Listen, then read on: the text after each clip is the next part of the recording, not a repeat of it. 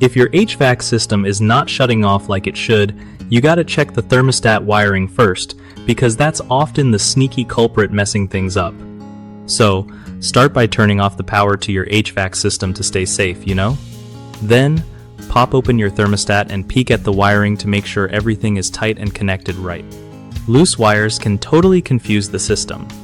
If the wiring looks fine, try replacing the thermostat battery or the whole thermostat if it's old or acting weird. Sometimes thermostats just go bad and don't send the off signal properly. Also, double check the temperature settings. Maybe it's set too low or on fan mode, which keeps it running. Another trick is to clean around your thermostat because dust or debris can cause issues with its sensor. If you have a programmable thermostat, resetting it to factory settings might help clear any glitches. Last but not least, if none of this works, it's smart to call a pro because there could be a deeper problem in your HVAC system or wiring. One of the biggest mistakes people make when their HVAC system won't shut off is ignoring thermostat wiring problems. Loose or corroded wires can totally confuse your system and keep it running non-stop.